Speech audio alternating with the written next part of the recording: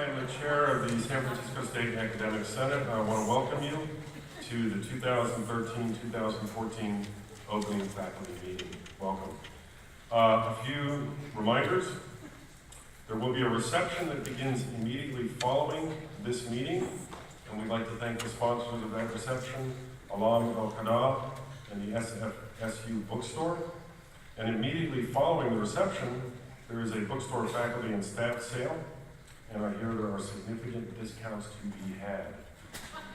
Also, I would like to remind you that the San Francisco State University Academic Senate meets on alternate Tuesdays during the semester, and I invite everybody in this room to come and watch Shared Governments in action at no charge.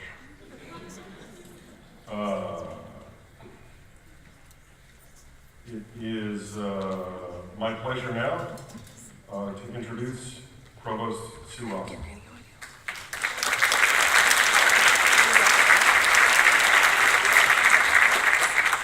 Thank you, Chair Hanley. Good afternoon, everyone. Welcome to academic year 2013-14. It's great to see all of you, although actually I can't see any of you right now, given these lights, but please accept my warm wishes. This afternoon, in a few minutes, it's going to be my pleasure to see the deans introduce the 31 new tenure track faculty who will be joining us as colleagues this year. Yes.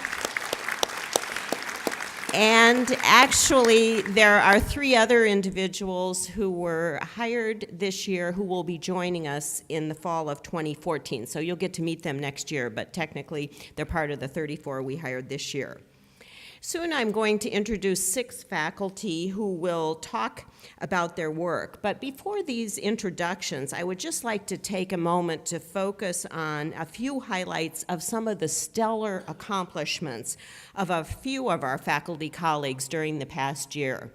I regret that I can't begin to list everything that folks have done because we're such a productive group here in terms of faculty at San Francisco State in service, teaching, and scholarship research. With the aid of the deans and the associate vice presidents, though, I've selected a few to underline in the different areas. First, in service, Jeff Duncan Andrade from Ethnic Studies was awarded the Paolo Freire Social Justice Award at the AERA annual meeting.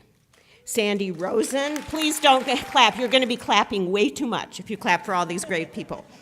Sandy Rosen from Education was invited to set up the first orientation and mobility personnel preparation programs in Russia and Germany.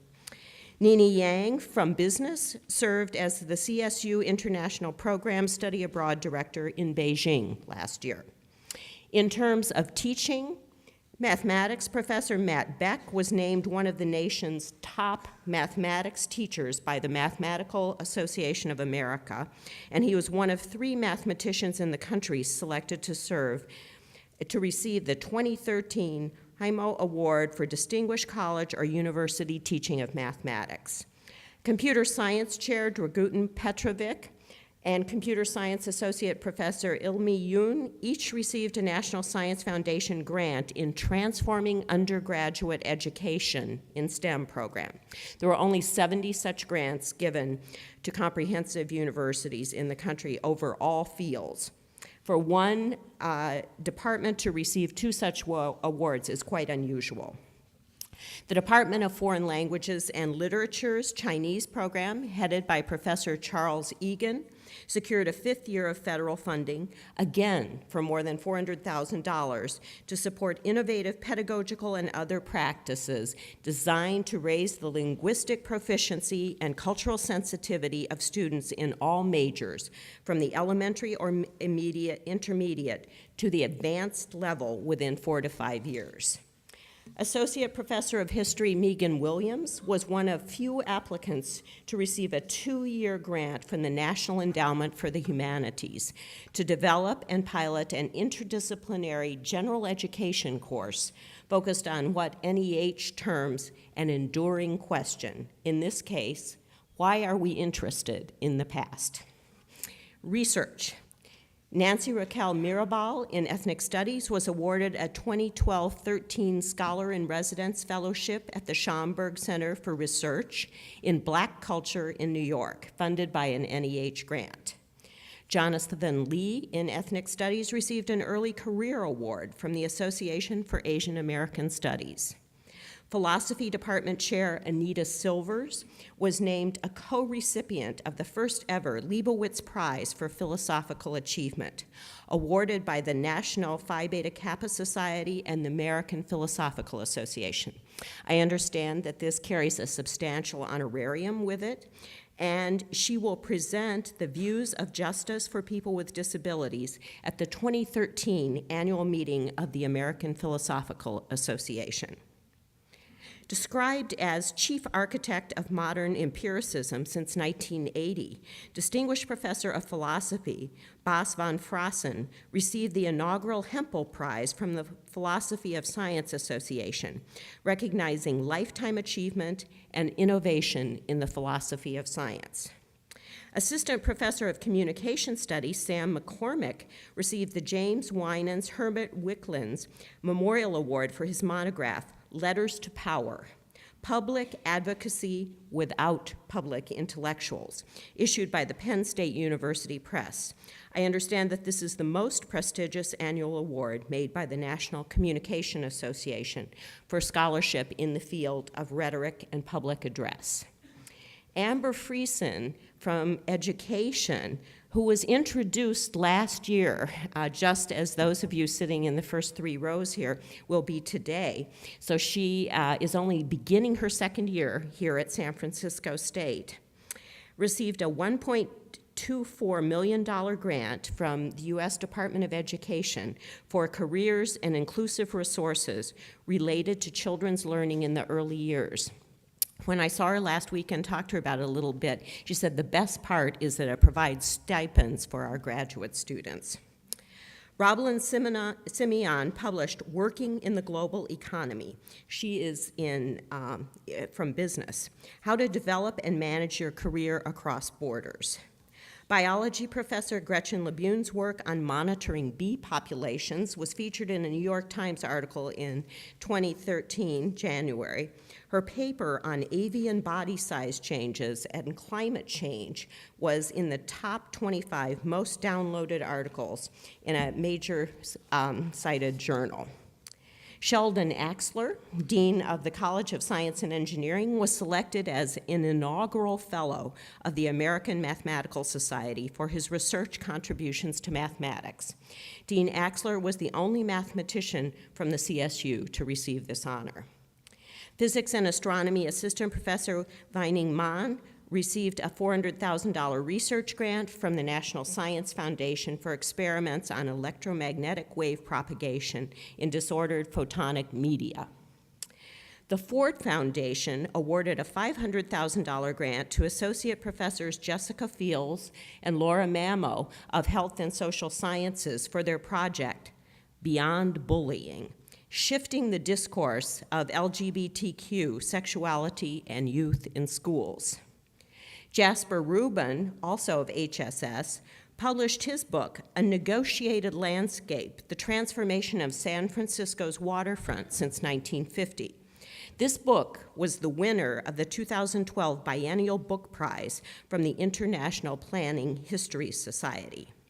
And Carl Kwan from HSS was awarded fellow status by the American Psychological Association. So as you can see, our faculty are very accomplished, and I could have gone on and on with many, many others.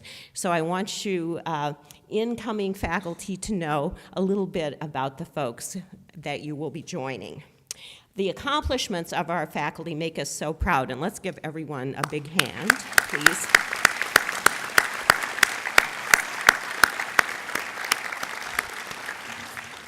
In order to help ensure that faculty can remain productive despite these continuing tight budget times, although they are the best they've been since I've been here, so I'm happy about that, we will again have the Faculty Travel Awards with a pool of $150,000. As many of you know, yeah, that's good, we want that. As many of you know, I do enjoy attending the theater, musical events, and other arts and entertainment that are so abundant here in the Bay Area. This summer, I went to Priscilla, Queen of the Desert. If you've seen the musical or remember the movie from the, was it the 90s or the 80s? I think it was the 80s. You know that the theme focuses on not only surviving, but thriving.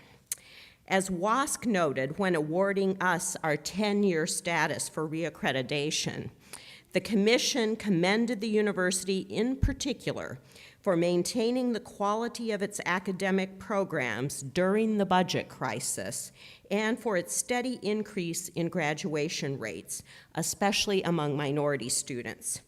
The WASC team also described San Francisco State as, and I quote, the gold standard in its commitment to diversity as an intellectual and talent resource, and noted the university's renown for incorporating social justice and civic engagement into all aspects of campus life.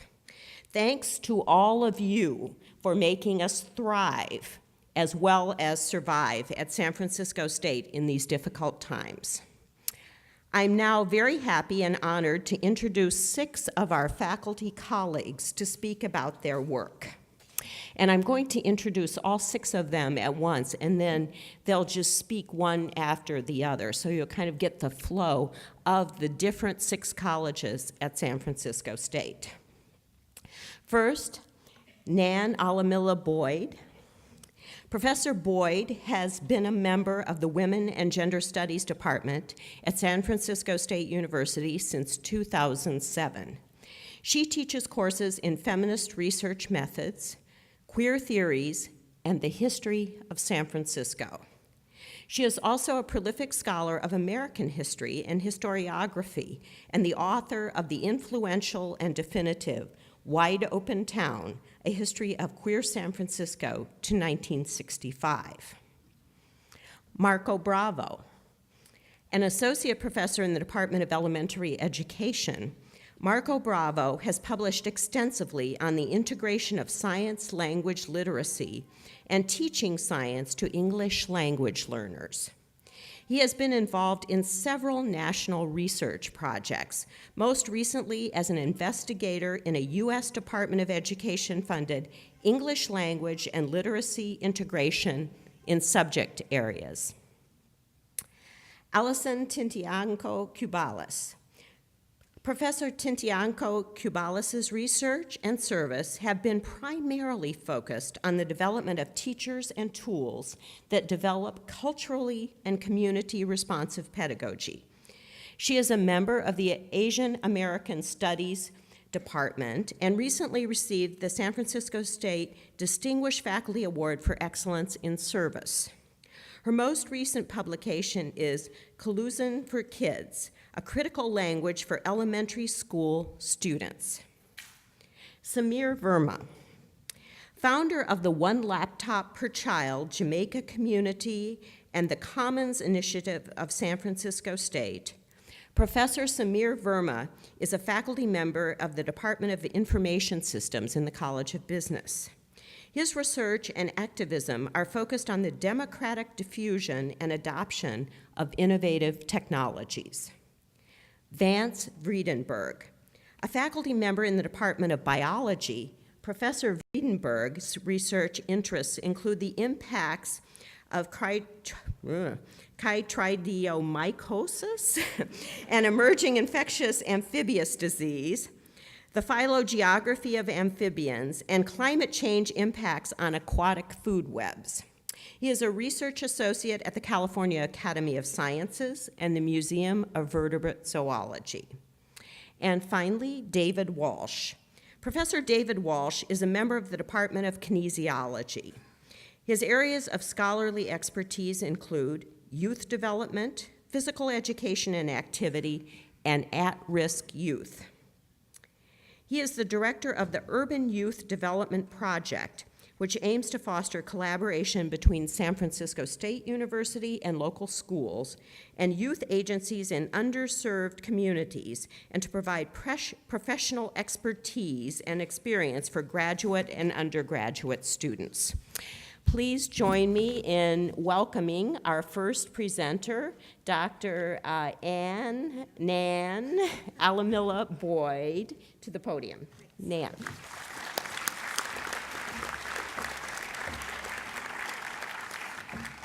Hi, everybody. First, I want to say thank you to Chair Hanley and Provost Rosser and President Wong for inviting faculty to talk about their research in this forum. I think it's a really good addition to the program. And I wanted to say welcome to the new faculty. You've joined a tremendously talented group of people, and I think you're going to really like it here.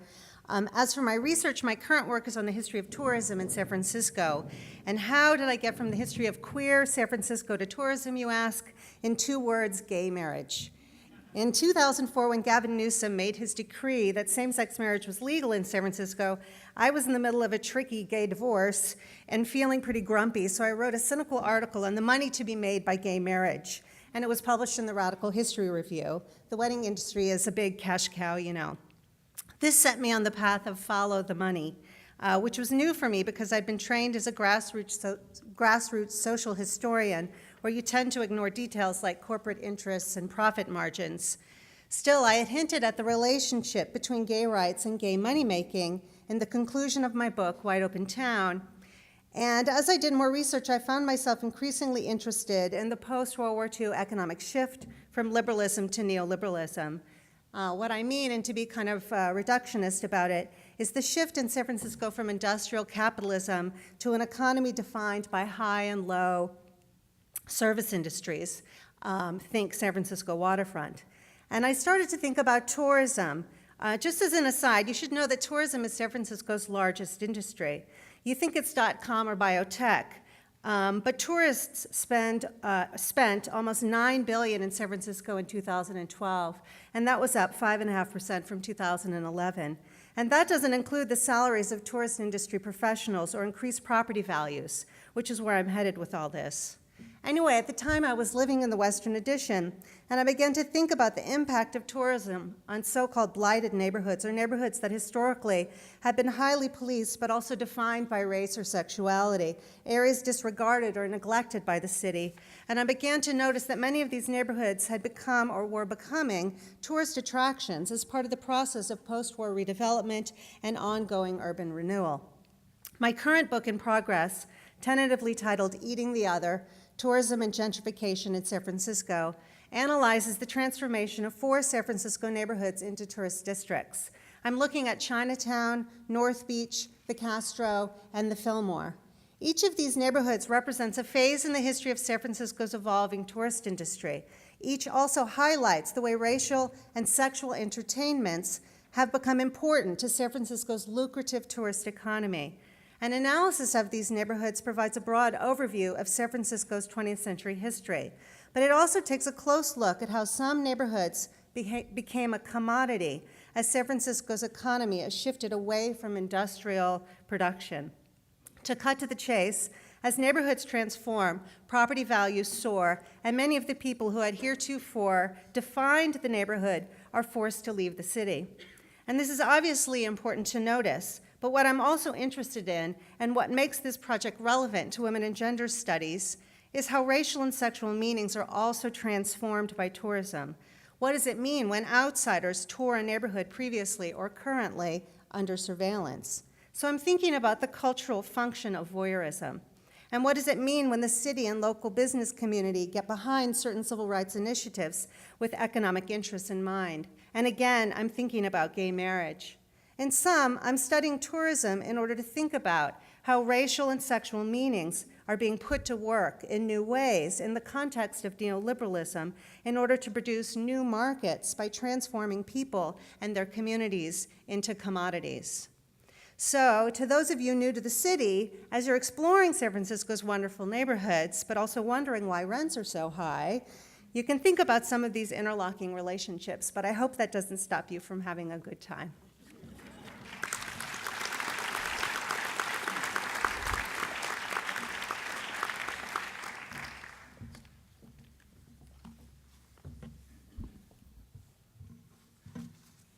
Good afternoon. My name is Marco Bravo from the Education Department. I stand before you as a newly minted tenured faculty.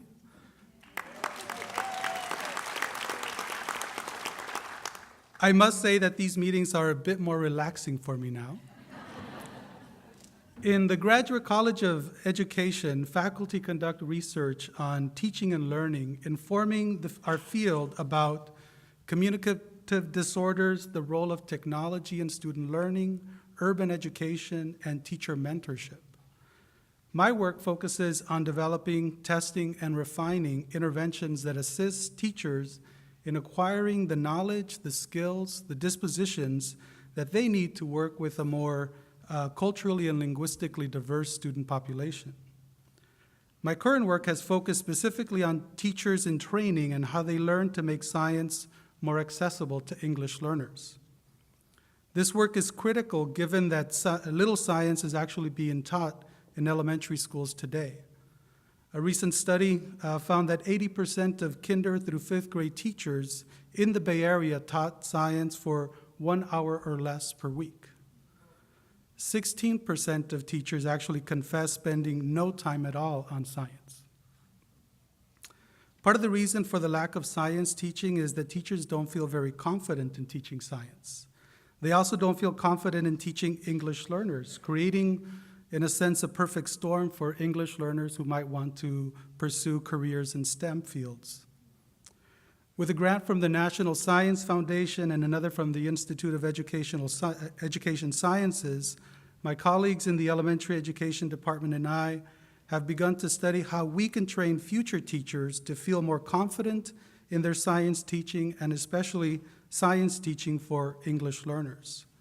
In partnership with CSUs and other CSUs and UC Santa Cruz, we developed an intervention to support the science professor in our credential programs, providing guidance on how to make the science accessible to English learners, to how, for example, consider providing appropriate wait time for students during science discussions. Wait time refers to how long a teacher waits for a student to give a response to a question. Our teacher candidates are surprised to hear that the national average that teachers wait for a student response is 2.3 seconds. Certainly not enough time for students, and especially not enough time for students learning English as a second language. Our work also builds partnerships with local schools. We provide professional development to classroom teachers, where our teacher candidates are placed to sharpen their skills. We promote the notion of coherence between what teacher candidates experience in their science courses here at SFSU and out in their placement. In a recent publication in the Journal of Science Teacher Education, we present our findings, including survey results, where we document the efficacy to teach science to English learners of our intervention group and a business as usual control group. Teacher candidates in the intervention group were much more likely than the control group to have strong sense of efficacy to teach science and also to teach science to English learners. We also observed both treatment and control teacher candidates as they taught science. Similarly, the intervention group were more likely to employ strategies proven to make science more accessible to English learners. With the help from a current grant from the U.S. Department of Ed, I'm continuing this work and intensifying the intervention to add math and social studies subjects in addition to science, to gauge both the limits and possibilities of training teachers through this model that we have put together. You can learn a little bit more about this work at a website, estell.edu, estell.edu. Thank you.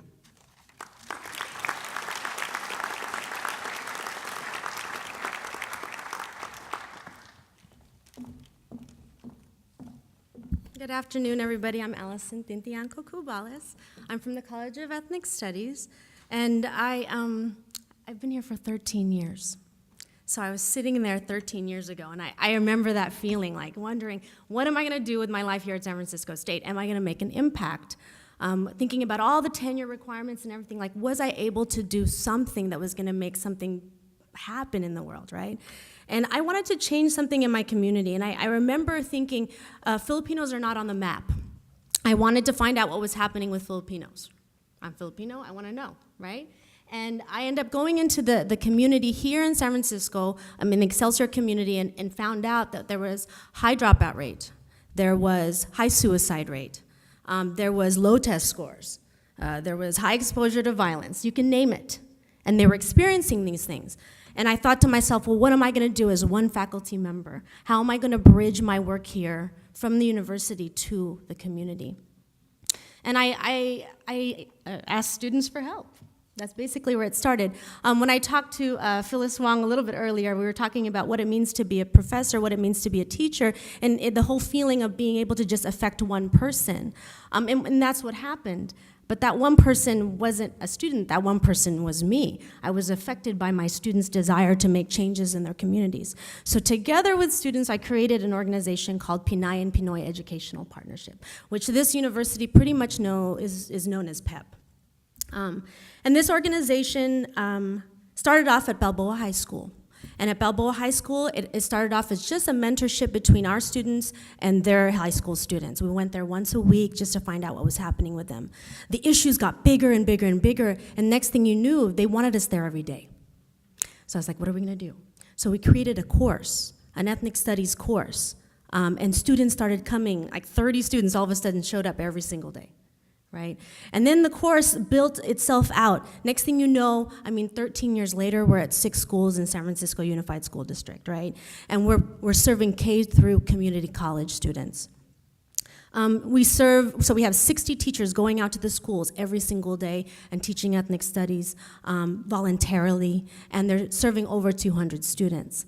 And so I asked the question, so what's the result of all of that? Is it just teaching ethnic studies and it's a fun activity to do? Actually, looking at the rates of the kinds of things, the impacts that this program has had on people, is we've been able to send hundreds of students to college. That's already big. But we've also been able to create a pipeline of teachers here from San Francisco State. And we're talking about hundreds of Filipino-American teachers across the nation, which is big. But I also am very proud to say that we have also produced 19 PhDs, which I think out of any organization, that's a big deal. Along with that, we have 5 who've already completed their doctorate and now in positions across the nation as professors.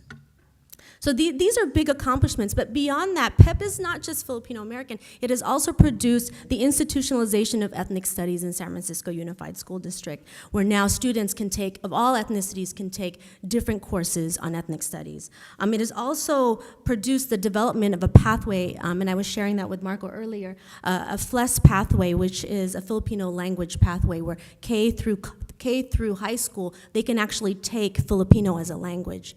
Which is very important. And then the last thing is that it has also produced my work now in teacher evaluation, really democratizing teacher evaluation and getting parents involved in trying to get their education of their children to be better. Right? And the last thing I just want to say is the biggest accomplishment for me is definitely educating all these young people about their identity, but I think the big thing for me is that my child actually gets to be a PEP student, and so it's very personal to me, and I think that being able to think about our work not just as being this thing that we write about, but think about things that it can actually do for people in the world and also for ourselves is very, very important. So thank you.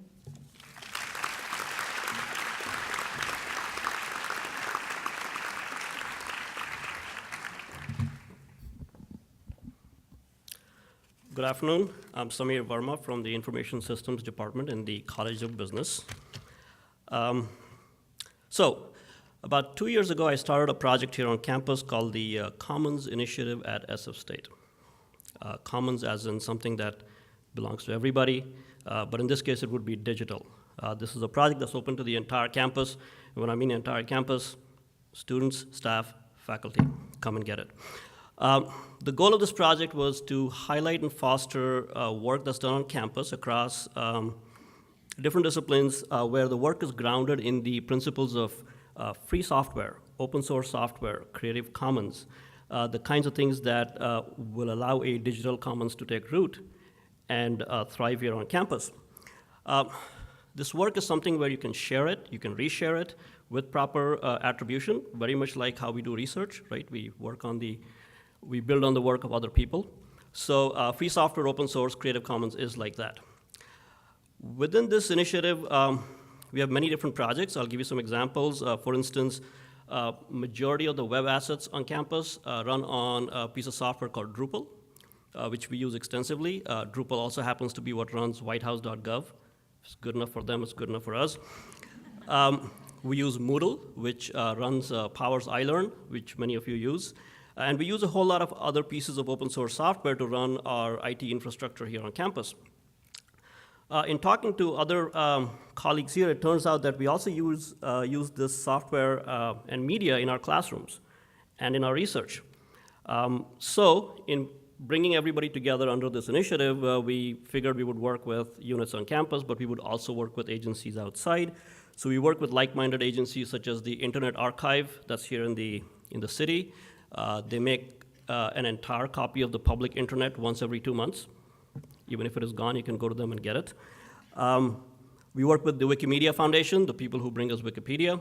We work with Creative Commons and many other agencies in San Francisco and in the Bay Area. So in this context, I'd like to share with you 2 projects that I have. The first is the One Laptop Per Child project, this nifty little thing. I've been working with them since 2007. We have 3 million laptops around the world in 45 countries in 35 languages, a little over 35 languages. In fact, we have one of these laptops in Antarctica as well. You know, have to represent. We actually got somebody to take this on a ship. So we have one in Antarctica as well. I started working in Jamaica in 2008. When I was there on my sabbatical leave, I started a project there. We now have 4 pilot projects there in different schools. We have projects in Madagascar and in India as well, where we give these laptops to children and they work either at home or at school, and then we work with them in terms of the challenges. So I'm able to bring some of these challenges into my research and into my classroom, and then our students work on these. Students work on these as class assignments, special study, part of their thesis work, and then their solutions go back into the field. And then they live in places like Rwanda and Peru and Uruguay and Nepal and Mongolia around the world. So it's very interesting to see that not only do our students get that experience, but then their work is currently, right now, as I speak, living somewhere in some place, in some village in Nepal, making things happen. The other project that I'd like to highlight in this space of commons is this concept of civic tech. Civic tech as in civic technology, civic innovation. This past June, we hosted an event here on campus called the National Day of Civic Hacking. Yes, we hack, but we do so in a civic manner. Yeah, trust me, this actually works. No secrets here. No agencies collecting data that you will never get to see. We actually ask the government agencies, city, state, federal, to release public data in an open format so we can actually look at it, build applications, visualize it, analyze it, see how things are working, have a better understanding of where we succeed with the policies, and more importantly, where we stumble with things like healthcare and public safety and legislation. So we've been working with City Hall, with the mayor's office here, in building some of these projects. And in fact, one of the projects that we had during this National Day of Civic Hacking had 3 of my students from information systems. And that project was then selected to be highlighted at an event at the White House. So I was like, well, that's how good our students are. They can go places. So anyway, we have this, we have more projects on campus. Do come and join us. We are at commons.sfsu.edu. We have an email list there. You can sign up. Like I said, it's open to students, staff, and faculty, so everybody is welcome. Thank you.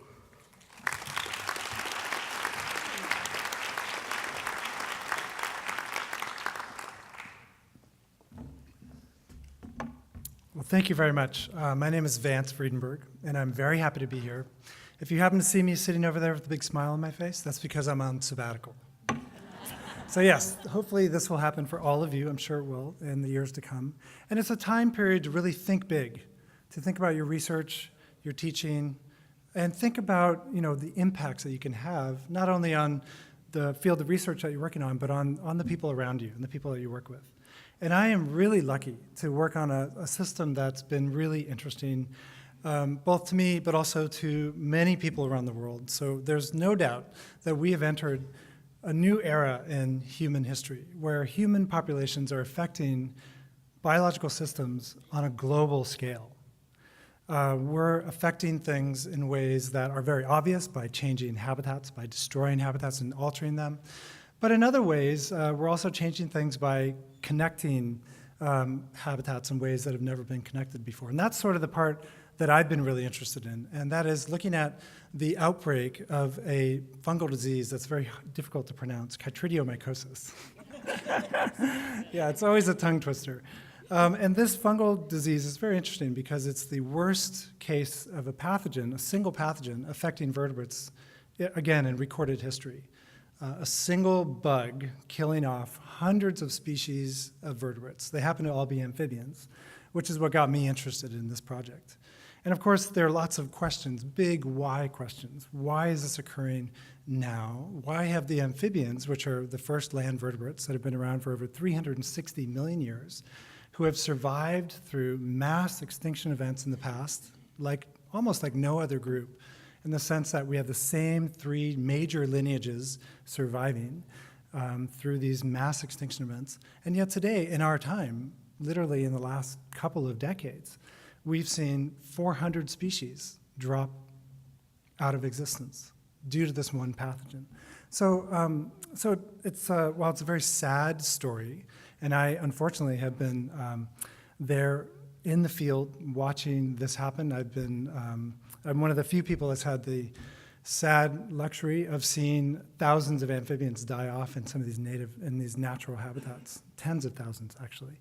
So some of our most protected lands on Earth are still experiencing these outbreaks in amphibian populations. And it makes you wonder, as we think about conserving things in the future, how do we go about doing that when we've reached this time period where you can't just put a wall around Yosemite National Park or some place that we care a lot about and hope that everything will be fine, because we're finding out that things are much more interconnected than they were in the past.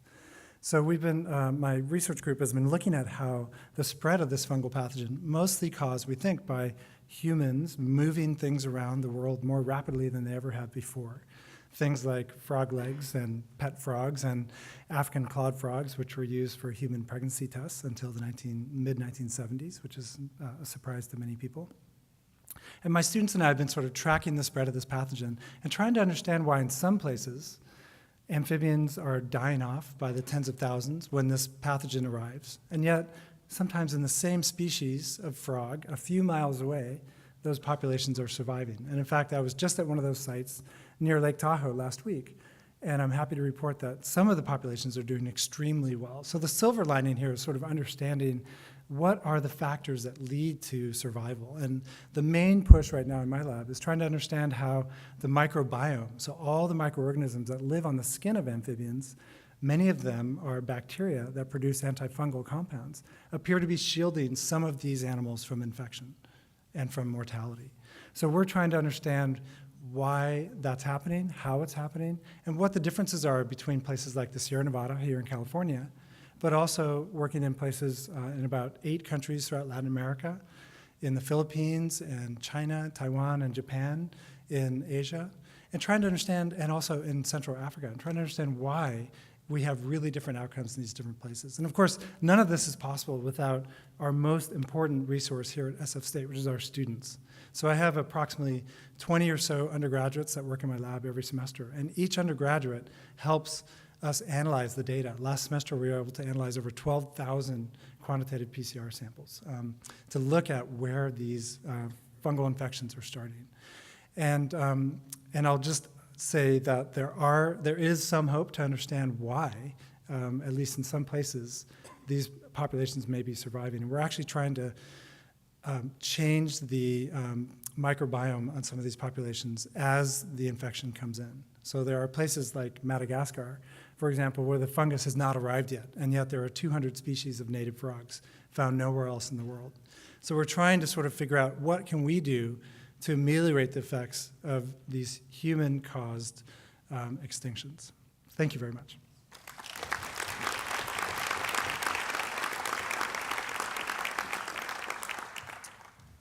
My name is Dave Walsh, and my specialization in kinesiology is physical activity-based urban youth development. And I think it's worth noting that my applied approach is very different from what's found in a traditional kinesiology unit, but I've received nothing but support from my colleagues. And there's only a handful of university professors around the nation that do have a similar approach that I do. Probably the most unique feature of my work is the ongoing community service that I do.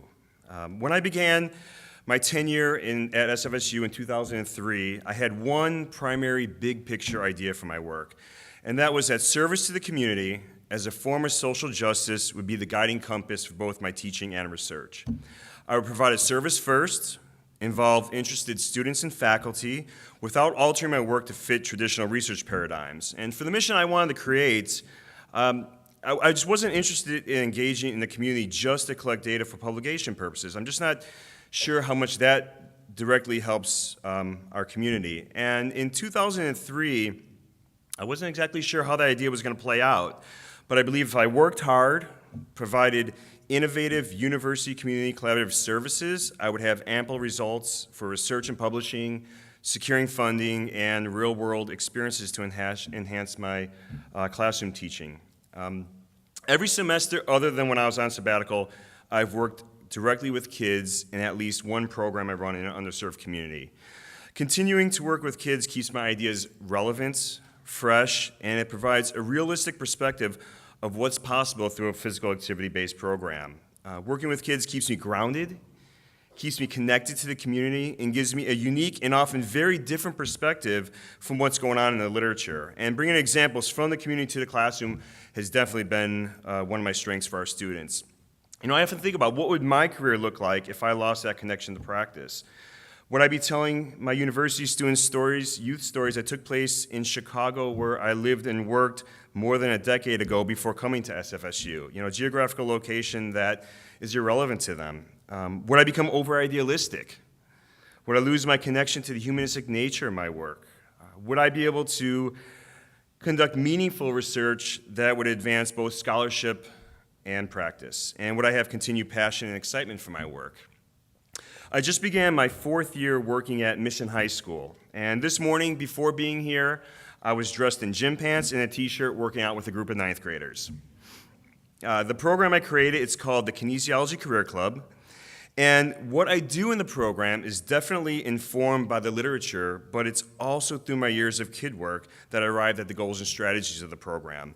I use martial arts, dance, weight training, fitness activities, but I use them all as a vehicle to teach my primary goal of helping kids envision positive, possible futures for themselves.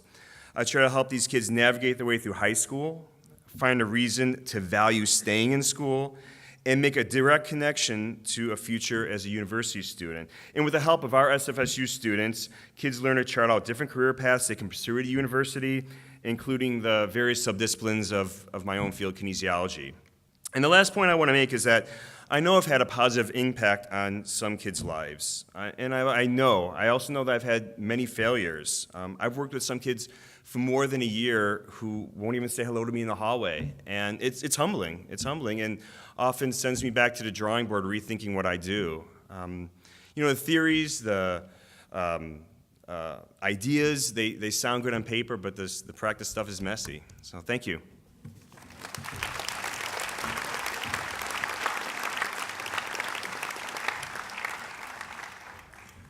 Thank you, colleagues. Awesome. And so awesome, in fact, I think the 6 of us and myself are going to retire now to the pub to continue the conversation. And I'm also extraordinarily impressed and want to thank my colleagues again for sticking to the 240-second time limit. That was truly awesome. Thank you. It is my distinct pleasure to once again introduce Provost Sue Rosser, who will begin the introduction of new faculty.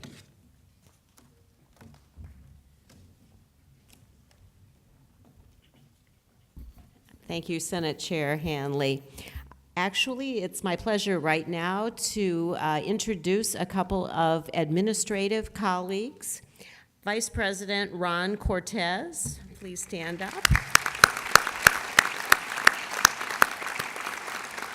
Came to us, I think, on July 1st, most immediately from UC Santa Barbara, where he had served as Associate Vice Chancellor for Administrative Services for the last 5 years, after working for 14 years for Santa Barbara County. And in the last 3 of those 14 years, he was a Deputy County Executive Officer. So he has experience both with the county as well as with academia. However, he's also no stranger to the CSU.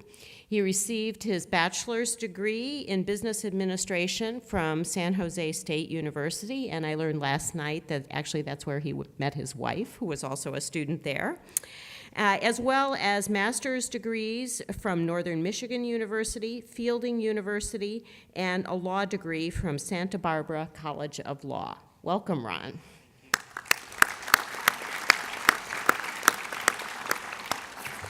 I'm also pleased to introduce the new Associate Vice President and Dean of the College of Extended Learning and International Programs, or International Affairs. We're going to be calling it CELIA. Remember, it used to be CEL, so now we've had, I guess, a little transgender thing going on here, and so it's gone from CEL to CELIA. Jose Galvin actually has been with us since December of 2012.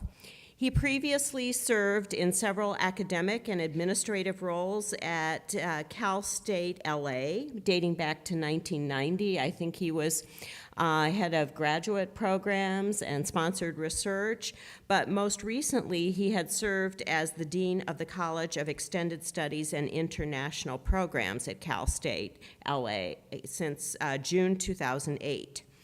Jose earned his BA in English, his MA in Applied Linguistics, and his PhD in Psycholinguistics, all from the University of Texas at Austin. Welcome, Jose. And now it is my pleasure to turn the podium over to Dean Oubre, who will introduce the new faculty in her college, and then if each of the deans would just come to the podium and introduce your new faculty. Linda? Thank you, Provost Rosser, and good afternoon. I am honored to introduce the new faculty for the College of Business and would like each of you to stand as I introduce you. Hamed Hasheminia is actually teaching class and not here this afternoon. He received his PhD in Business Operations and Logistics from the University of British Columbia. Hamed's field of research is in econometrics, particularly as it applies to the field of operations management and decision sciences. Hamed also spent 1 year as a postdoctoral fellow at the Sauder School of Business at the University of British Columbia and has worked as a data analyst for several Canadian companies. He has published in the Journal of Applied Sciences. Dr. Hasheminia is a member of the Decision Sciences faculty. So I guess we're holding applause to the end. Timothy Hurley is here, and he joined the accounting department in the College of Business after teaching for several years at Robert Morris University in Pittsburgh. Tim received his Juris Doctorate from Washburn University School of Law in Topeka, Kansas, and also has a bachelor's in accounting from Ohio State University. He's an expert in tax accounting and also has several years of industry experience. Professor Hurley has published several articles, including one entitled Robbing the Rich to Give to the Poor, Abolishing Realization and Adopting Mark-to-Market Taxation. Valerie Rosenblatt is also teaching class, was not able to be with us this afternoon. She joins us from Hawaii, where most recently she taught courses in strategic management and multinational business management. Valerie received her PhD in International Management from the University of Hawaii. Her dissertation entitled, How Does Power Corrupt? Was a finalist for the Society for Business Ethics Best Dissertation Award. Valerie has published in Cross-Cultural Management and International Journal. She also worked as a management consultant for Accenture. Dr. Rosenblatt will be joining the International Business Department. Matthew Levy is here, and he comes to us most recently from Louisiana State University, where he received his PhD in Information Systems and Decision Sciences. Matthew also has an MBA from San Diego State University. A member of the college's Information Systems Department, Matt's research interest is in system design and architecture. He has worked with several industry and government agencies as a consultant and software engineer on applications for everything from web-based reservation booking systems to military applications. Dr. Levy has also taught classes in statistical methods. And finally, Vanu Kakar recently graduated from the University of California, Riverside with a PhD in economics. Her research and teaching interests are in macroeconomics, monetary policy, and time series analysis. She has received numerous academic awards, including the Dean's Distinguished Fellowship and Outstanding Teaching Assistant Award at UC Riverside. Dr. Kakar has worked for the United Nations Industrial Development Organization and the World Bank in India. She has joined the Faculty of Economics Department. I'd like to give the College of Business new faculty a hand.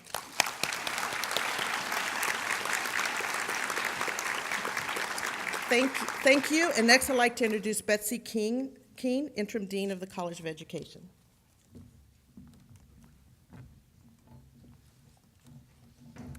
The Graduate College of Education is pleased to welcome two faculty to our departments. The first is Danielle Cowley, who is also not able to be with us today. Danielle Cowley earned her PhD in special education from Syracuse University, where she taught undergraduate and graduate courses in inclusive education. Her dissertation explored the schooling and transition experiences of adolescent girls with disabilities. Themes from this mixed method study included the liminal spaces between girlhood and womanhood, diverse experiences with self-determination, and inequitable opportunities for post-school transitions. She also conducted qualitative and quantitative research on inclusive school reform, promising practices, and student achievement in urban public schools.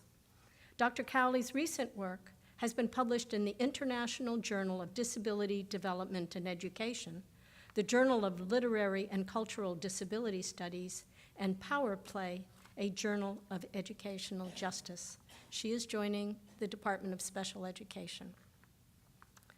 Zahira Merchant. Zahira Merchant received her PhD in Educational Technology from Texas A&M University. She is an assistant professor in the Department of Equity, Leadership Studies, and Instructional Technologies. Before joining San Francisco State, Merchant was the project manager and postdoctoral research association in Knowledge for Algebra Teaching and Equity, a National Science Foundation-funded project studying the use of innovative 3D virtual environment technology in the classroom. Merchant won the Certificate of Merit Award from the Association of Educational Communication and Technology Organization for a game she designed and developed for nursing education. She is also the recipient of the Robert Gagne Award for Outstanding Dissertation from that same organization. We are pleased to welcome these two new faculty members to our college.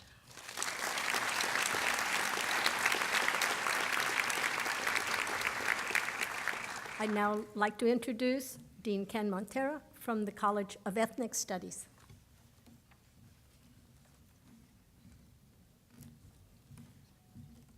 This year, the College of Ethnic Studies will be adding no new faculty, but we'll have a few coming next year to join you. So I'm just here to welcome you from the only College of Ethnic Studies in the nation and to introduce my colleague, Dawn Taylor, Health, and to maybe recruit some of you out of the into my college, no, Health and Social Services.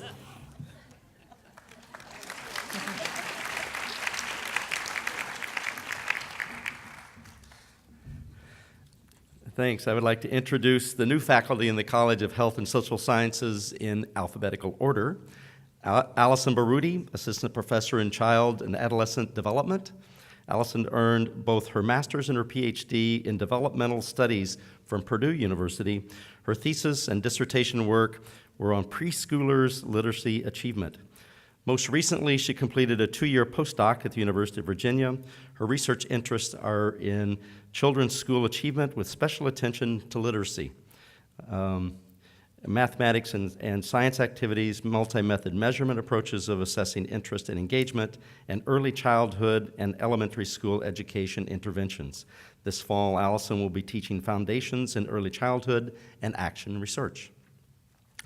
Allison Terezzo, assistant professor in counseling, received her PhD in counseling psychology from the University of Oregon in 2009. She was an assistant professor at the California School of Professional Psychology at Alliant International University in San Francisco, where she co-founded and co-coordinated the social justice track. Her primary line of research involves access to higher education and retention, particularly for Latina, Latino, and African American adolescents. A secondary interest involves career trajectories for LGBTQ immigrants from Latin America who arrive to the U.S. in search of work, acceptance, and health care. She has conducted research in San Francisco and Mexico City on this topic and recently received a small grant award from the Williams Institute to further her research. Sandra Fitzgerald, assistant professor in counseling with a specialization in rehabilitation counseling. Sandra recently completed her PhD in rehabilitation psychology at the University of Wisconsin-Madison. She has combined 14 years of clinical experience working in Hawaii as a rehabilitation counselor as a mental health counselor in various community-based rehabilitation programs in California. Sandra's research interests include psychiatric rehabilitation, health promotion for persons with disabilities, and work motivation for persons with severe and persistent mental illness. Gretchen George, assistant professor in consumer family studies dietetics. Gretchen recently completed her PhD in international and community nutrition at the University of California, Davis. She spent the past 3 summers traveling to the Central Valley of California to work with low-income, minority, overweight, and obese adolescents. She collaborates with a fun, free, and successful summer camp called Healthy Lifestyle Fitness Camp, which assists adolescents in behavior change associated with obesity. Her work is essential in targeting cardiovascular disease in high-risk youth over the summer months to support year-round health changes. Before and during her doctoral work, Gretchen worked as a research registered dietitian at Stanford Prevention Research Center. She will continue working with summer-focused interventions, including individually tailored programs for low-income families. Kristen Pozzoboni, assistant professor in child and adolescent development, received her PhD in educational psychology from the School of Education at the University of Colorado in Boulder. Prior to joining San Francisco State, Kristen worked as an evaluator for the Colorado Department of Public Health and Environment and directed youth leadership programs for the Institute of Intercultural Community. Intercultural Community Leadership at Santa Fe Community College in New Mexico. Her research examines youth learning and development in out-of-school time settings, including community-based education, health, and human services program. She is especially interested in how youth take up and make meaning of community resources while developing individual and collective identities. Kelly Reddy-Best, assistant professor in consumer and family studies dietetics. Kelly also just finished her PhD from Oregon State University in design and human environment with a concentration in cultural and historic aspects of dress and apparel design. Her research interests include the interrelationships among clothing, identity negotiation, gender, and sexuality. She is interested in understanding how the fashion system affects the lives of individuals and marginal groups, and particularly the queer community. This fall, Kelly is teaching ADM 262, which is apparel construction, and ADM 362, apparel design, to and draping. Please join me in welcoming these 6 new faculty to the university.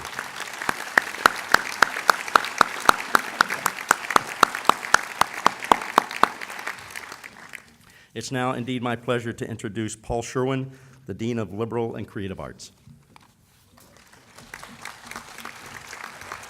Thank you, Dean Don.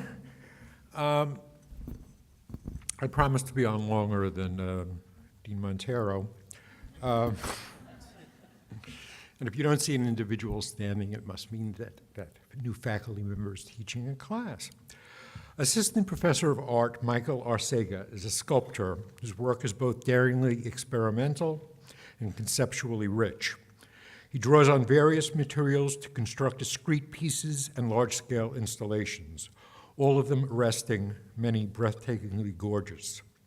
Often in seemingly playful ways, he seriously explores uneven power relations between cultures over time and on an international scale.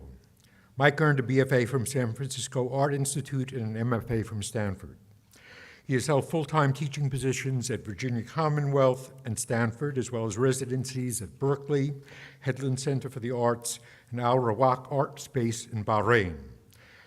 The venues in which he has had solo exhibitions include major Manhattan and San Francisco galleries, the De Young Museum, and the Contemporary Museum in Honolulu. And his work has been favorably reviewed in Art Forum and the New York Times. The most signal recognition of Mike's accomplishments and extraordinary promise was his receipt of a Guggenheim Fellowship last year. That makes one Guggenheim. Assistant Professor of History Dennis Campbell brings a profound understanding of 2nd and 3rd century BCE Mesopotamian and Anatolian languages, the intricate links between language and culture, and the history of the ancient Mediterranean world extending to Greece and Rome. A University of Pennsylvania summa cum laude graduate, he earned a PhD in Near Eastern languages and civilizations at the University of Chicago. While teaching at local non-elite colleges, Dennis developed advanced digital humanities skills at Chicago's renowned Oriental Institute, chiefly as research administrator of the Persepolis Fortification Archive, the richest source of information on languages, art, and institutions of the Persian Empire at its zenith. He has a monograph to his credit on an eccentric, previously barely penetrable Near Eastern language that will enable scholars to relate a once vibrant culture's texts, rituals, and myths to those of the region's dominant civilizations, Babylonian, Assyrian, and Hittite. There are 2 other nearly complete books and several articles published in his field's leading peer-reviewed journals. Chris Clemens, Assistant Professor of Broadcast and Electronic Communication Arts, will enrich Becca through a rare combination of an MFA from Brooklyn College in TV production and a PhD in communication from the University of Connecticut. His areas of scholarly expertise include media literacy, media impact, and representations of gender and sexuality in mass communication. Manifestations of the technical and aesthetic dimensions of his work are multi-camera direction of videos on site and in studios. He has overseen the production of videos during his associations with Brooklyn College, CUNY TV, and CUNY School of Journalism. A sitcom that he produced, directed, and wrote is in the works, displaying both his technical virtuosity and his deftness in addressing issues of gender and sexual identity. He envisions directing, producing, and writing documentaries allied to the themes examined in his dissertation, and which he will also mine for scholarly articles focused on the portrayal of masculinity and homosexuality in popular media. Assistant Professor Marcela Garcia Castañón received a BA in Communication from the University of Arizona and a PhD in Political Science from the University of Washington, where she was a Jacob Javits Fellow for 4 years, and her dissertation research was supported by a major grant from the Kettering Foundation. She's an American politics scholar whose overlapping interests include Latino politics, race and ethnic politics, immigration, and political behavior. While much has been written about the process of political socialization, Marcela argues for a new model to account for the uneven pathways to political belonging among adult immigrants to the U.S., focusing on Mexican Americans in Arizona and Washington State, and deploying both quantitative and qualitative methods. She identifies the importance of political experiences in the home country, the role of children in influencing their parents' political behavior, the impact of Spanish and English media, and varied political policies and attitudes in the U.S. The lead author of a journal article and a book chapter. She has an article under review at a high-profile peer-reviewed journal. A graduate of the San Francisco State Journalism Department, and former editor-in-chief of our campus newspaper, Assistant Professor Jesse Garnier has been a prominent online journalist and multimedia specialist since 1996. He has been online editor of sfgate.com, chief designer for the San Francisco Examiner, web service manager and art director of the Associated Press in San Francisco and New York, and web designer and server administrator at Stanford's NIH Center for Physics-Based Simulation of Biological Structures. He founded a media and designing consulting firm with a client list including Central Park Conservancy, a Mission District bilingual newspaper, the San Francisco Chronicle, and the American Society of Newspaper Editors. Jesse has recently written stories for online sites on topics ranging from sports and dance to sandcastles and healthcare. And he devised, I think I'm right, an Android app linking memories and their sequencing to geographical location. With degrees in communication studies from Cal State LA and a PhD in performance studies from Northwestern, Assistant Professor Javon Johnson is a multifaceted individual whose professional identities are closely intertwined. He's a fast-talking serial-comic, provocative solo performance artist, as well as a celebrated hip-hop-inspired spoken-word poet. Only the second person to have won back-to-back national slam competitions, Javon has appeared on HBO, Russell Simmons' Deft Poetry Jam, and BET's The Way We Do It. He is at work on an anthology of spoken-word poetry and a volume of his own poems. The author of an article in a top-tier journal, he is busily transforming his dissertation into an ethnographic and theoretical monograph on poetry slams and the making of spoken-word communities in Los Angeles, Chicago, and New York City. In addition to considering the liberatory potential of the slam scene, the book will examine various manifestations of sexism, homophobia, and racism in these communities.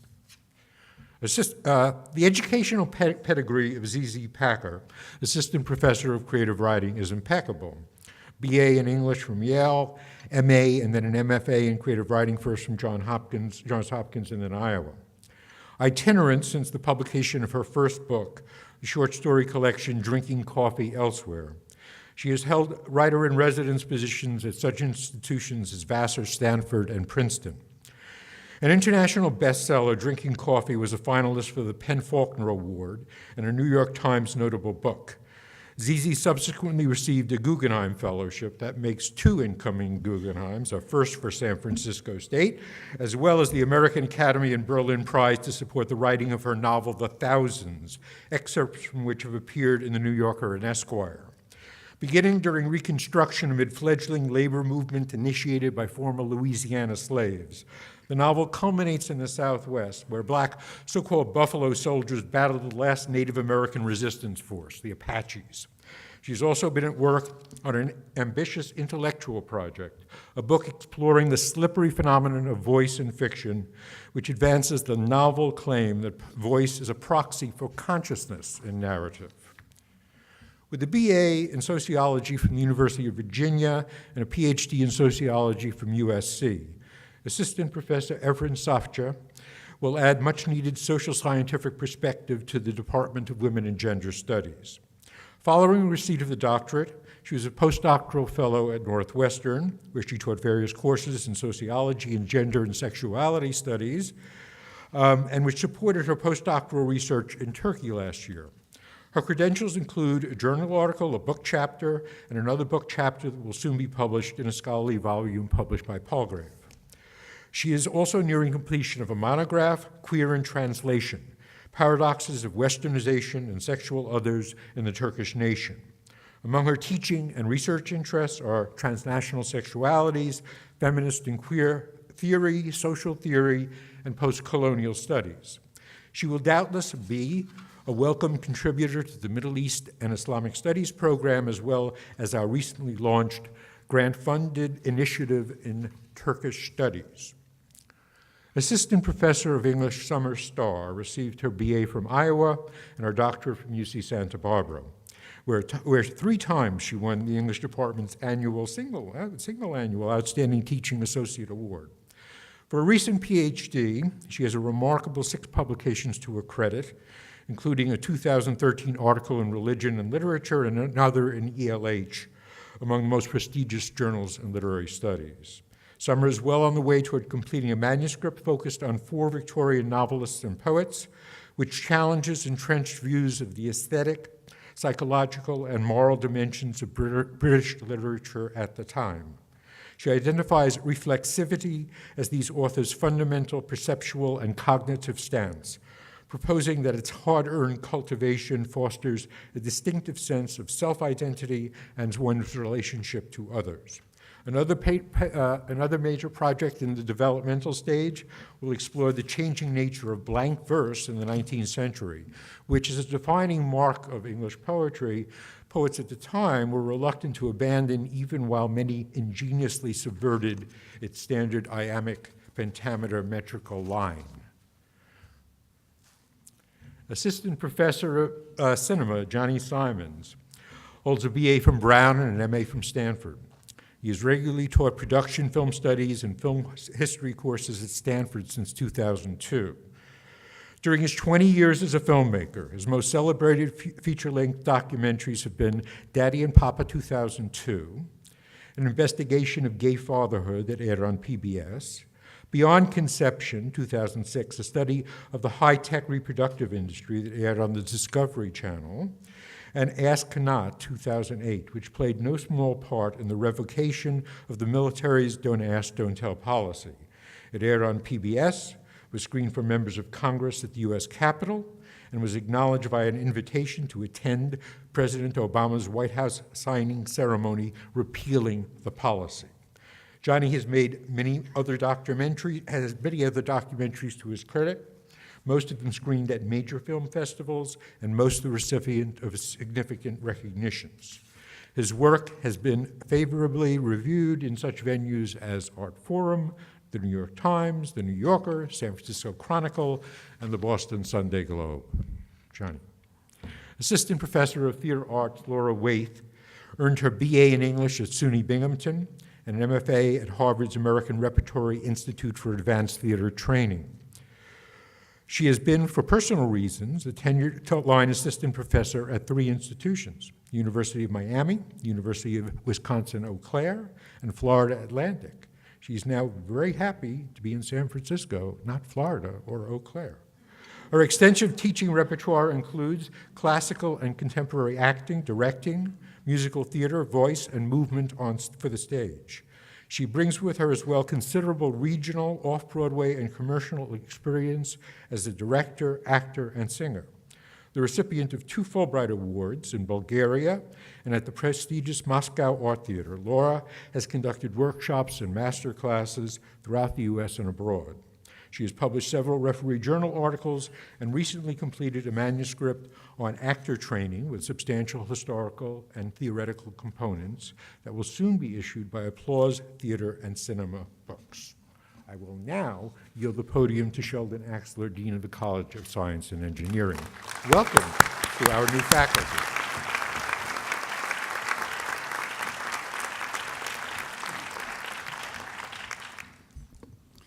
Thank you. It's my honor to introduce 6 new faculty in the College of Science and Engineering, all at the assistant professor level.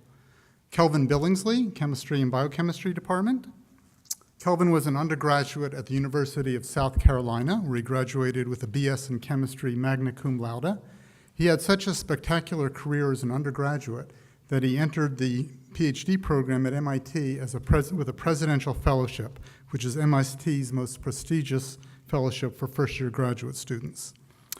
Kelvin received a PhD from MIT in 2008 in chemistry. Then he had a postdoc at MIT, followed by 2 postdocs at Stanford University. Kelvin's research focuses on medicinal chemistry, molecular imaging, organometallic chemistry, and materials chemistry. Kelvin has an excellent publication record with 9 Referee Journal articles, and he's the first author on 6 of those. Next, we have Stephen Kane from the Department of Physics and Astronomy. Stephen received his BS in Physics from Macquarie University in Australia, where he also received first-class honors. Stephen then received a PhD in astrophysics from the University of Tasmania, also in Australia. That was in the year 2000. Stephen then had postdoc positions at the University of St. Andrews in Scotland and the University of Florida. The past few years, Stephen has been a research scientist at the NASA Exoplanet Science Institute at Caltech. Exoplanets are planets outside the solar system, many of which have been discovered here in Thornton Hall on our campus. So we're very excited to be back in that area. Stephen's going to be doing research in discovering new and characterizing new planets, so Thornton Hall will again be a center of this kind of activity. Stephen has published a ridiculous total of 130 referee journal papers, many in the very best journals in his field. In 2012, last year alone, he published 22 papers. He was the first author on 9 of those. By the way, Stephen has double-jointed thumbs, and he regrets that this is not quite sufficient for a life in the circus. Aniga Kulkarni, Computer Science Department. Aniga received her undergraduate degree in computer engineering from the University of Pune in India. She then received a PhD 2013 from Carnegie Mellon University. Aniga's research area is the very hot field of big data in social media, including information retrieval, natural language processing, and machine learning. Although Aniga received her PhD just a few months ago, she has already published 16 refereed papers. She's first author on 10 of those. While working on her PhD at Carnegie Mellon University, Aniga did community service at a juvenile detention center in Pittsburgh. Zena Mello, Psychology Department. Zena has a BA in psychology from UC Santa Cruz and a PhD in human development and family studies from Penn State University. Zena then had a postdoc for 4 years at UC Berkeley, followed by an assistant professor position at the University of Colorado in Colorado Springs. Zena's research focuses on adolescent concepts of time and physical and psychological well-being of minority and low-income adolescents. Zena has an excellent publication record with 15 refereed journal papers. She's the first author on 9 of those papers. Although Zena's research focuses on individuals' perceptions of time, she asked me to tell you that she cannot see into the future, so please do not ask her to tell you whether you will win the lottery. Alexander Stein, also known as Zan Stein, cannot be here today because he's teaching a class right now on planetary climate change. He'll be an assistant professor in our newly named Department of Earth and Climate Sciences, formerly called the Geosciences Department. Zan received his undergraduate degree from Brown University, where he majored in geology, physics, and mathematics. Then he got a master's degree in climate physics and chemistry from MIT, followed by a PhD in earth and planetary science from UC Berkeley in 2010. After that, Zan had a postdoc position at Harvard University. Zan's research focuses on climate and the very hot area of global warming. Zan tries to bring together an atmospheric, oceanographic, and terrestrial perspective for understanding the processes that control climate variability. Zan has already published 5 peer-reviewed journal papers with several more in the pipeline. One of his published papers, on which he's the first author, is the highly prestigious journal Nature. Xiaorong Zhang will be joining us has joined us in the School of Engineering. She had an undergraduate degree with honors in computer engineering from Zhejiang University of Science and Technology in China. Xiaorong then received a PhD in computer engineering in 2013 from the University of Rhode Island, where she received a graduate student teaching award from her department for the quality of her teaching. Xiaorong's research focuses on embedded systems and high-performance computing with an emphasis on neural machine interface. For example, she has worked on the development of cyber-physical systems for neural-controlled artificial legs that will improve the quality of life for people with leg amputations. Although Xiaorong received her PhD only a few months ago, she already has 8 peer-reviewed publications.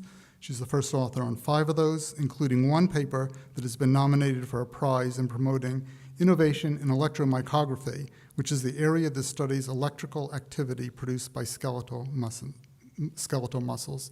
Congratulations to these new faculty.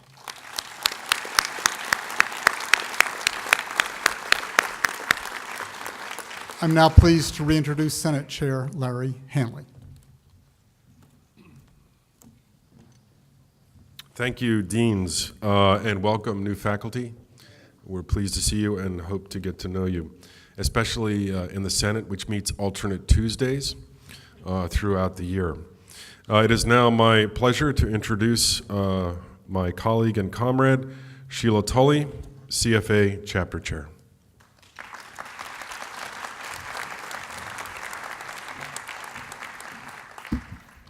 Thank you. Thank you, President Wong, Provost Rosser, and all the faculty and staff who contributed to organizing this event today. Colleagues and friends, welcome back. As the president of the San Francisco State Chapter of the California Faculty Association, I also extend a warm welcome to our new colleagues who have joined us. You will find that the interests and talents of your SFSU colleagues are as diverse as the students sitting in your classrooms. Some of the finest, most committed people that I know are the educators on this campus. I am very proud to be a colleague. Please give yourself a round of applause.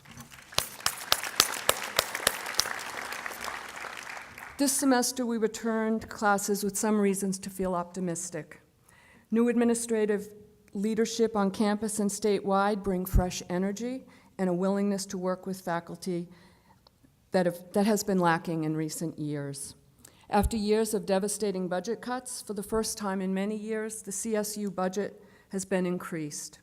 This is due to a brighter economic picture, but also the result of the concerted efforts of faculty, staff, and students on our campus and throughout the state who helped to pass Prop 30 last November.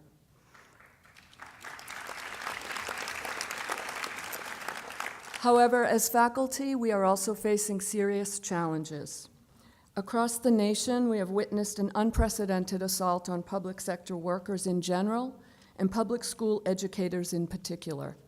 In California, the logical consequence of systematic defunding of public education has resulted in larger class sizes, increased faculty workload, and serious questions of access and equity to public higher education for many students. But our profession also is being restructured.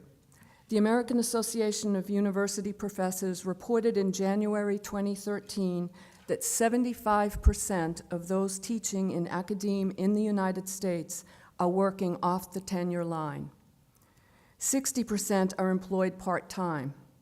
In some states, salaries are so low that faculty are eligible for food stamps. Faculty in the CSU and throughout the academy need to be fairly compensated for the crucial teaching and research that we do. As educators, we are the experts who know what is required to provide our students with the high-quality education that they deserve. Our union is a leader in the struggle to reverse these and other worrisome trends.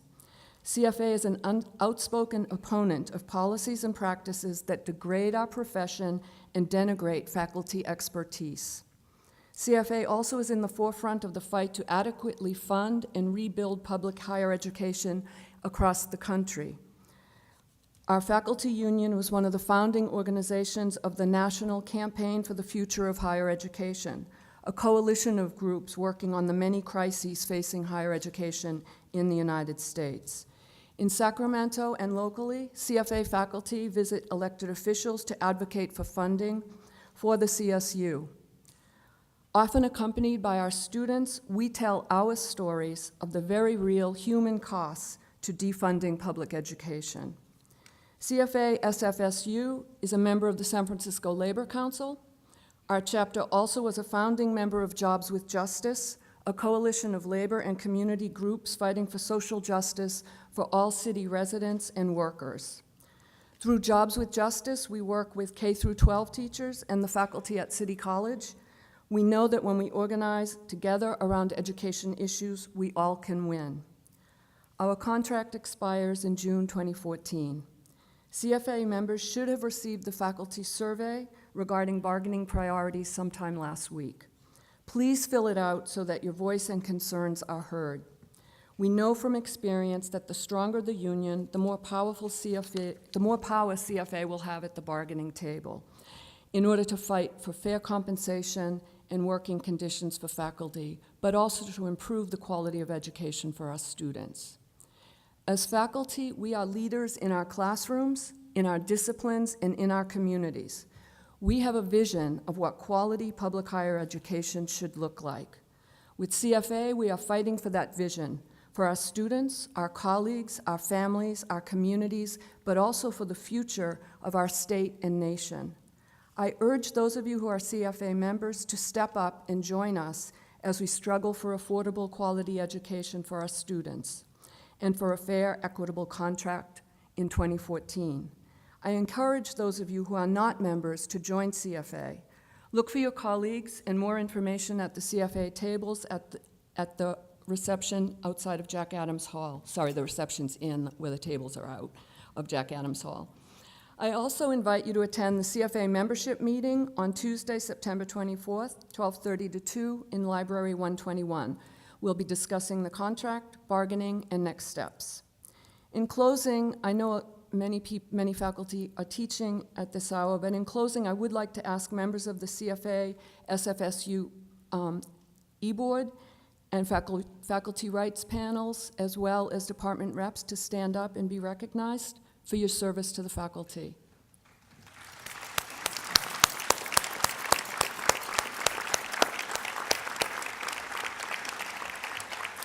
Thank you for all that you do. I look forward to working with all of you as we move forward together. Adelante.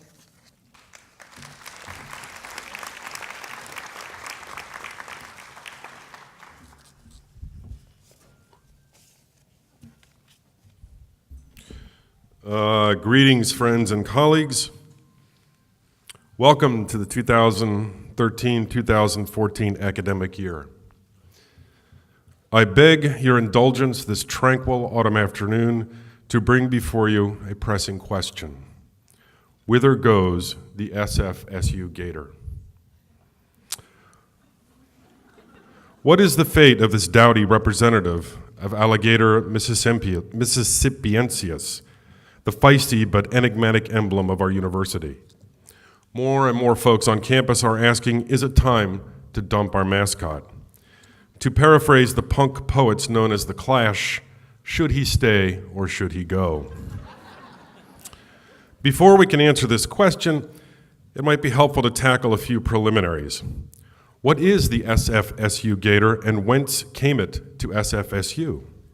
Here we enter a field shrouded in mystery, folklore, and superstition.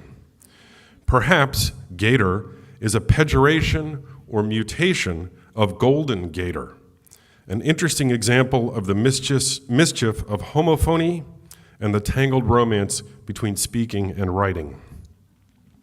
On the other hand, there's the controversial and contested tale of alligators roaming the primeval marshes and estuaries of mighty Lake Merced, preying perhaps on chihuahuas, skateboarders, and tardy students.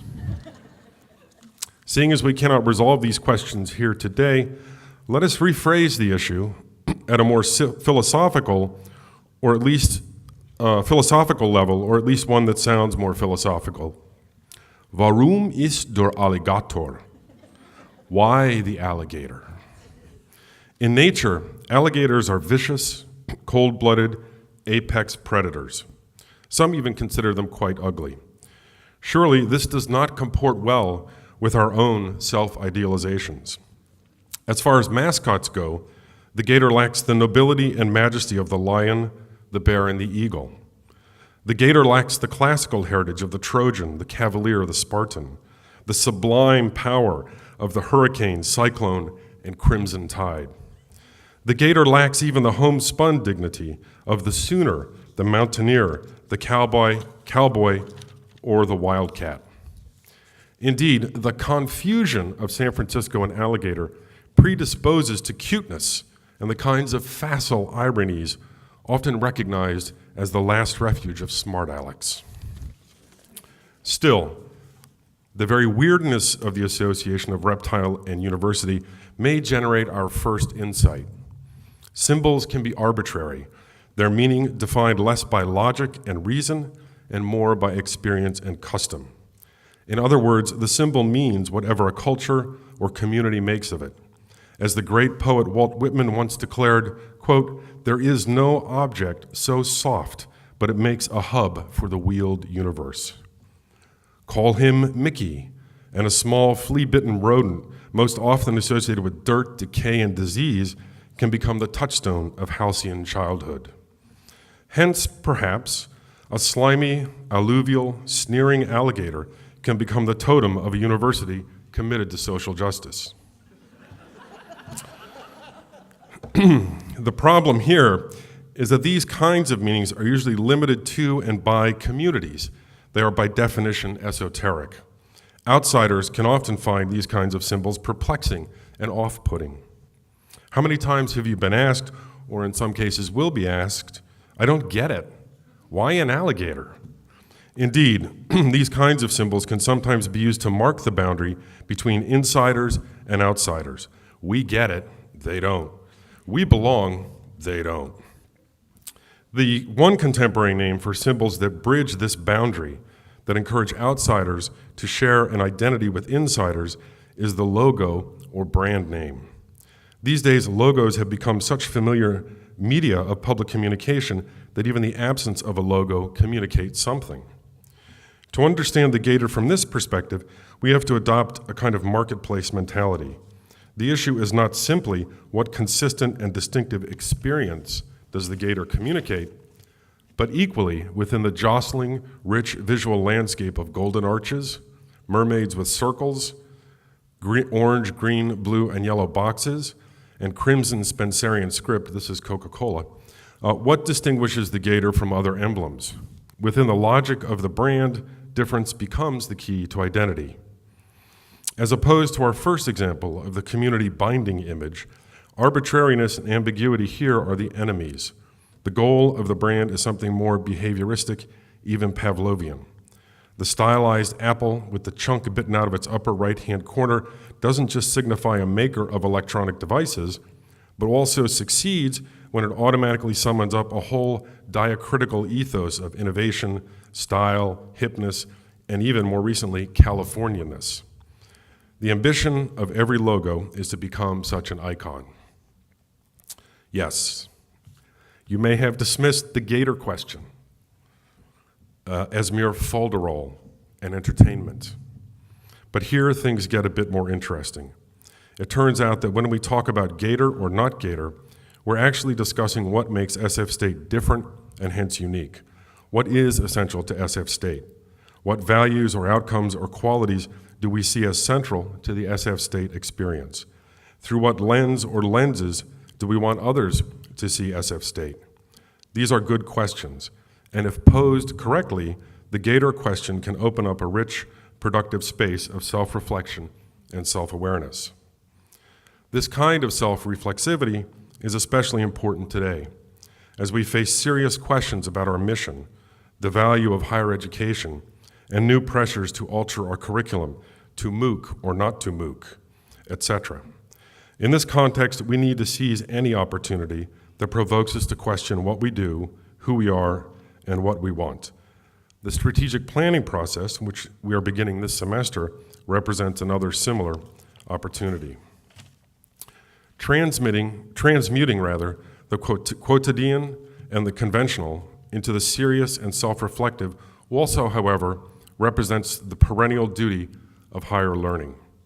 And debating the Gator question may provide us with an opportunity to practice what we preach, the most powerful and enduring effect of education. That is, to equip ourselves and our students with, as William James once phrased it, maximum consciousness. And so,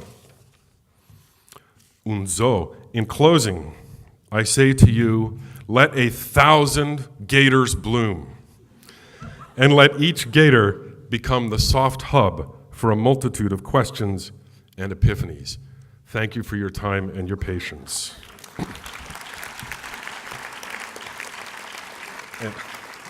Now it is my distinct pleasure to introduce the president of San Francisco State University, President Les Wong.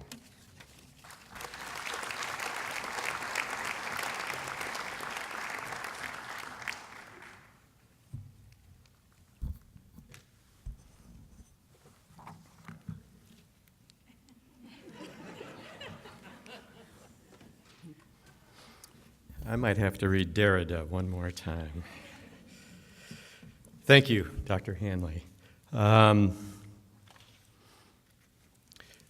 like to start by saying we all ought to pay attention to omens. Here I am, 13th president. I've been in office 13 months, and I missed the trifecta by 1 day.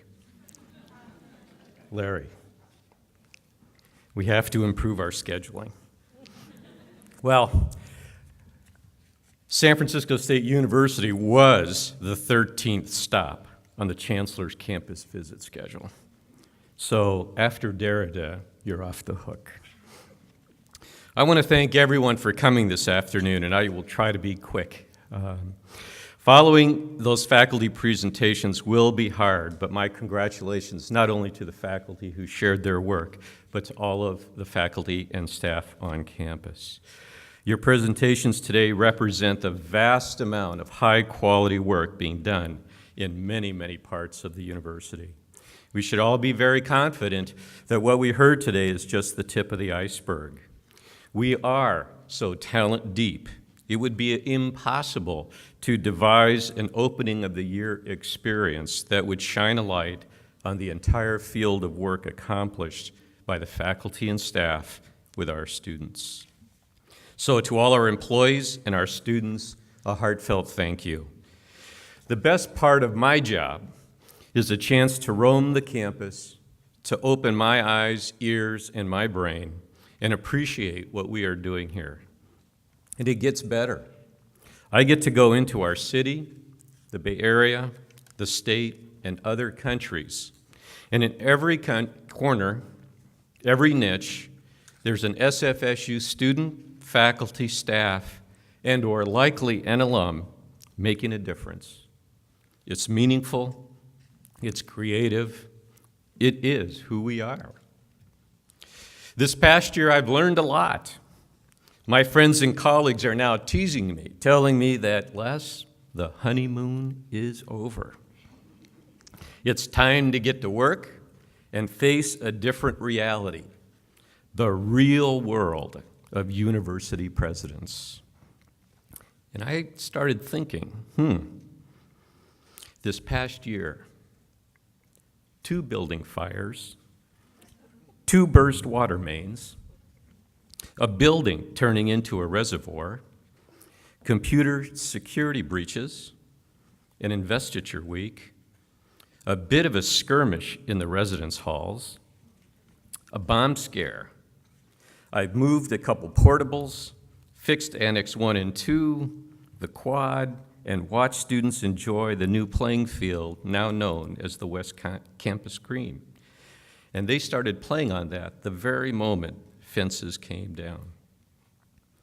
I should add that I flew the equivalent of 3 times around the globe, meeting and rebuilding our alumni network. We've received national attention, for example, for our divestiture activities regarding fossil fuels. We celebrated a national championship in wrestling, and 2 teams, men's cross country and women's volleyball, qualified for the NCAA tournaments. We added a new vice president for finance. We passed Proposition 30, as you heard, but more importantly, we repealed the DOMA, establishing some equity and fairness with regard to marriage.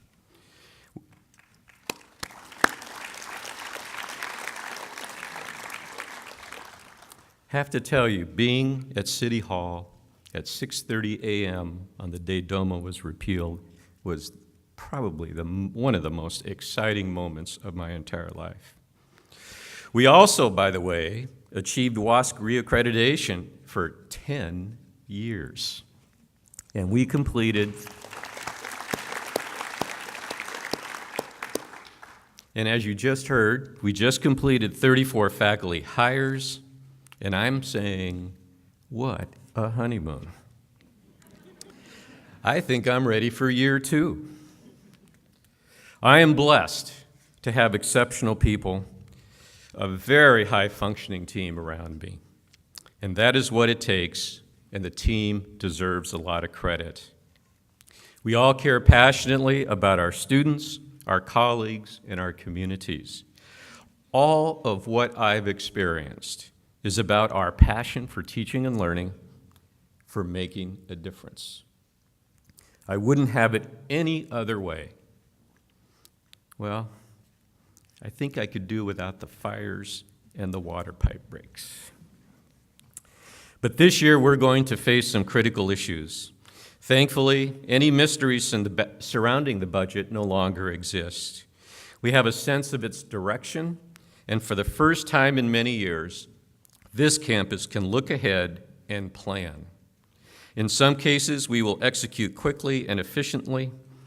More importantly, we get a precious moment to assess, evaluate, and consider how we want to confront the future. And our best thinking achieved this year will set in motion our direction for quite a few years ahead. Let me give you some examples. Strategic planning. A group of very dedicated and committed faculty, staff, students, and 2 community members have joined together to spearhead our strategic planning effort. They will be the most efficient listeners, group facilitators, and thinkers regarding this university's path ahead. The website is up. Meetings have already started. We have assigned team members to each of the 7 strategic questions. We are acquainting ourselves with historical planning documents, and we're asking ourselves tough questions about fundamentals and strategic directions. We have even asked ourselves about the mascot. It is absolutely imperative that each employee, each student, each alum, each donor, everyone with an interest and stake in our future engage this process and share your insights, thoughts, wishes, dreams, and yes, criticisms. San Francisco State University has never been like anyone else, and I kind of like that. But we should be deliberate about a collective notion of who we are, where we're going, and what we want to be for the next 15 to 20 years. Additionally, my attitude is that strategic planning is also organic. The document will not only have life, I hope it gets refreshed on a regular basis. Change happens, and we must roll with it, adapt to it, but more important, we must create the change we desire. That's the importance of your input. Second, the capital campaign. The San Francisco State University Foundation Board, the staff, and I will be involved in an intense planning and preparation phase for this university's first comprehensive campaign. We will be shaping the format and project goals that we believe will enable us to gather support for millions of dollars in support. And that takes my breath away every time I say it out loud to myself. The leadership of an incredibly involved and engaged foundation board, along with a foundation development staff team and a willing university community, will make our reach for the campaign goal effective and successful. Imagine the possible transformations that will enhance our teaching and learning, our scholarship, and the student experience. At the very least, an effective campaign that engages the minds and spirits of this campus will mean that we can worry more about the minds of our students and not their pocketbooks. Our campaign will make that come true. Well, those 2 projects will take up about 120% of my time. With the time left, I'd like to offer comments on a couple other issues, and I'll quit so that we can celebrate the start of year 2. First, we will make an extraordinary effort to make faculty, staff, and student work an important face of the university, and you saw that today. For example, the Chancellor's recent visit highlighted faculty and student research presentations. Last night, we held for the first time the first of the Rosenberg Institute lectures, and we will continue to do more research forums. We will hold more barbecues on the president's deck, which we already had the first one. where we can talk about the future and the challenges to be conquered. This work will complement achievements on the student service side as well. The creation of the Enhanced Auxiliary Unit will dramatically improve services to students. It'll lead to perhaps more creative use of the West Campus Green. It will renew our commitment to construct the Wellness Center. And I hope all of you will join me in following our basketball team, who will play against Washington State University and St. John's this year. We will continue to meet with industry and business leaders to forge new partnerships and relationships that will lead to more student internships and career opportunities for all of our students. And I am, and my team is, determined to defend SUGS, to keep student fees and student debt low. All this with one goal: to promote, enhance, and defend institutional pride. Second, capital projects and deferred maintenance. I hope everyone is enjoying some of the minor changes you see around campus. A more ADA-friendly quad, a beautiful grotto in front of the gym, as well as some necessities: new roofs, some new paint, and many repairs, including plumbing. We kept true to form and function, and we continue to support the upkeep and care of our gardens and landscapes. And we have also realized many positive gains by managing energy use, waste disposal, and other sustainable issues. Third, we will continue in whatever way we can, in whatever way we are asked, to support the success and viability of the City College of San Francisco.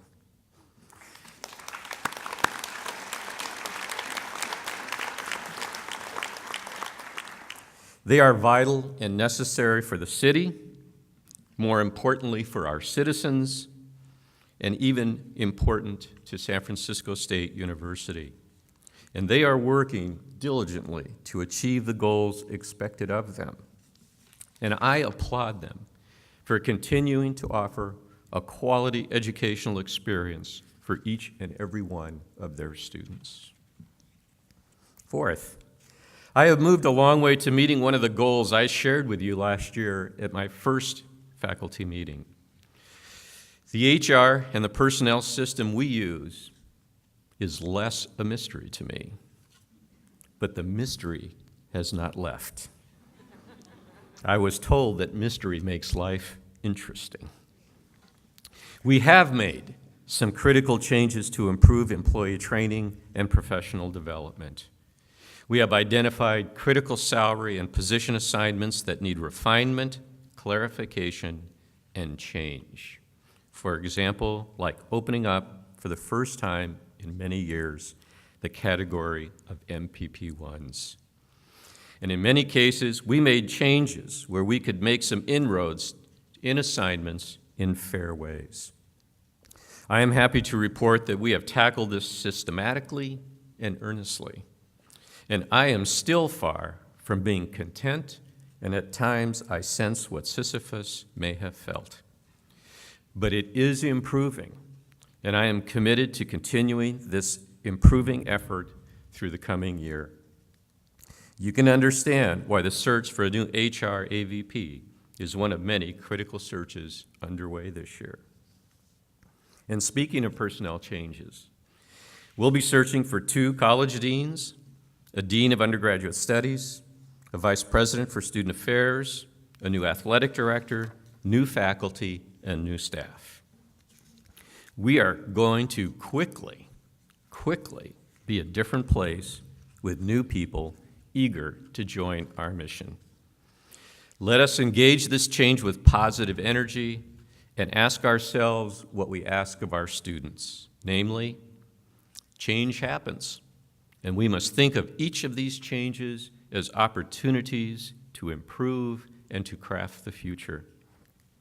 We can't let change scare or inhibit our efforts, so let's seek and hire the best, Seek and hire those who are committed to the values and attitudes that make San Francisco State University unique. Regarding commencement, we will continue to hold one large and special event at the end of the academic year in Cox Stadium in 214.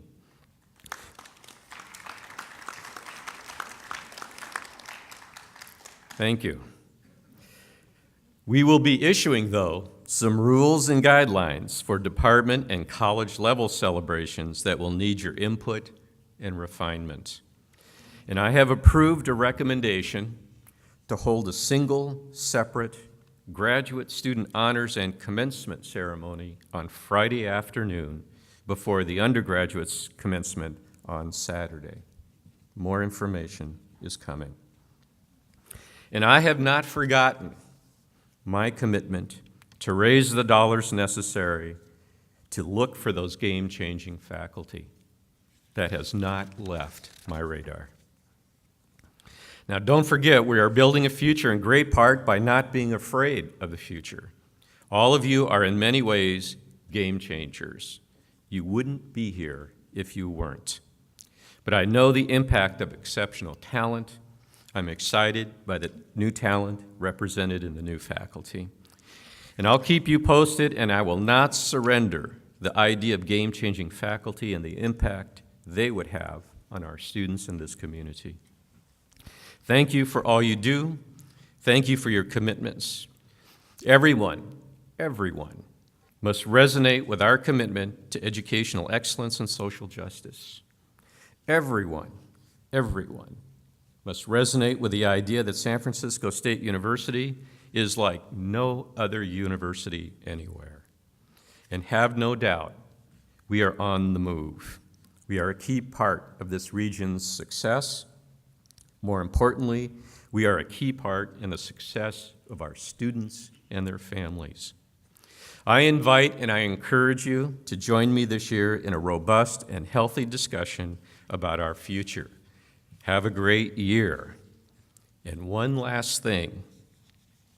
At my investiture, I challenged us to not only think outside the box, but I even encouraged us to throw away the box, to disregard it. I ran into some students who are doing just that. And I'd like to show you what it means to throw away the box.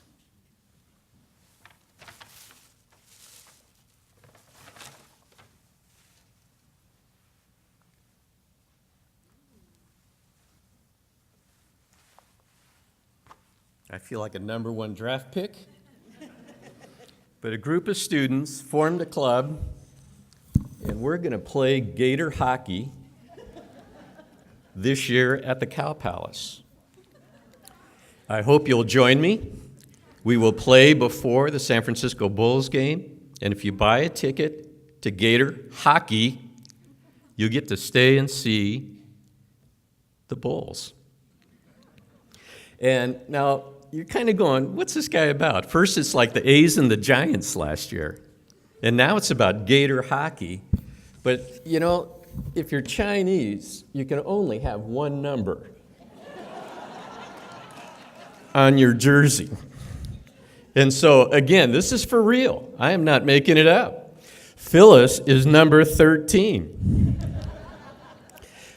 We have the most incredible group of students who take the initiative, who step forward, who want to own their own minds, who want to lead a meaningful life, and who want to make a meaningful difference. And it's because they work with all of you in this room.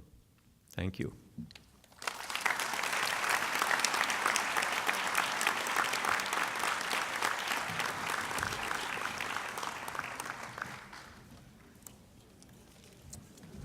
And that brings us to the conclusion of the 2013-2014 opening faculty meeting. Please remember there is a reception across the way in Jack Adams Hall, and the word is they're going to be raffling off some kind of high-tech, fancy device. So if that's your thing, get over there. Thank you, and see you next year.